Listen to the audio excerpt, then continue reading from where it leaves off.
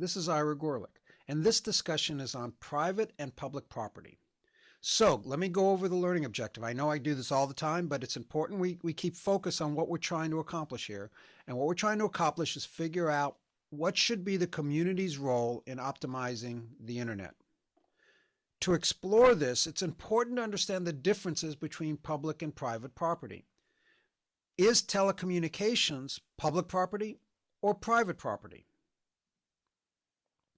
And I'm going to spend a lot of time on this subject in the series of lectures on the legal basis, because when you look at telecommunications law, there is a central thread running through it, and that is that some people think telecommunications, the phone system or the internet, is a public utility. And there are good reasons for that belief.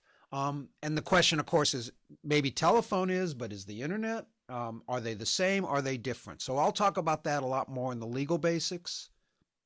But here in the economics section, I want to talk a bit about the concept of community taking.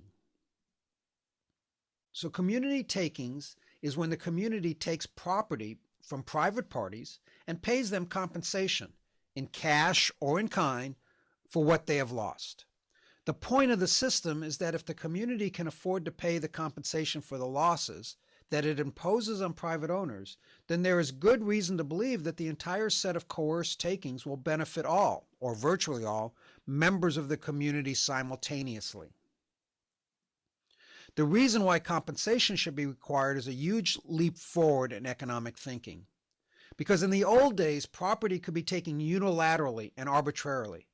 And this, however, led to massive abuses. So to avoid abuse, modern economic thinking requires reviews to estimate, first, the value to the state of the property taken, and second, the losses of taking imposed upon the private owner.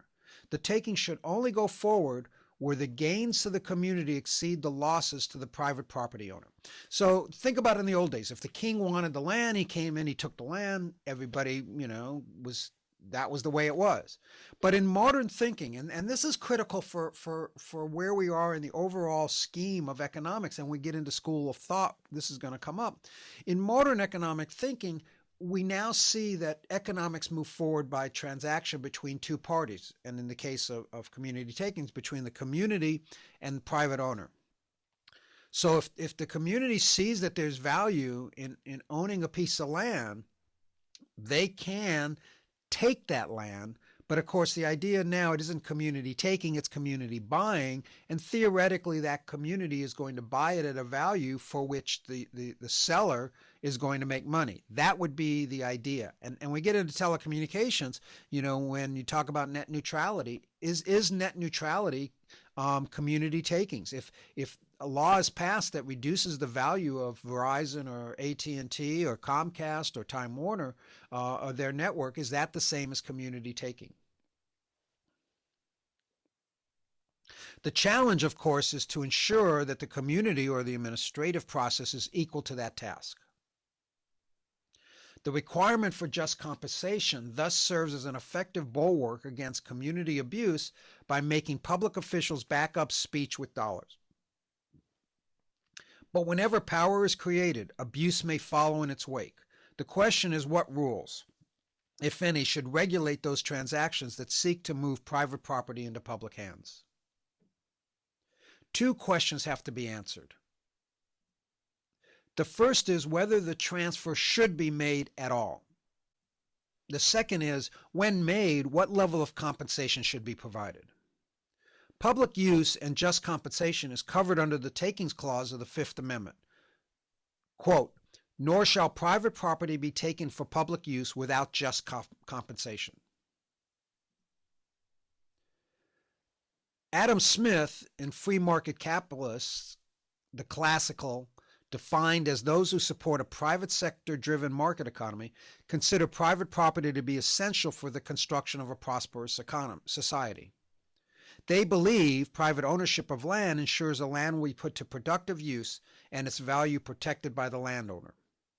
If the owners must pay property taxes, this forces the owners to maintain a productive output for the land to keep taxes current. Private property also attaches a monetary value to the land, which can be used to trade or used as collateral.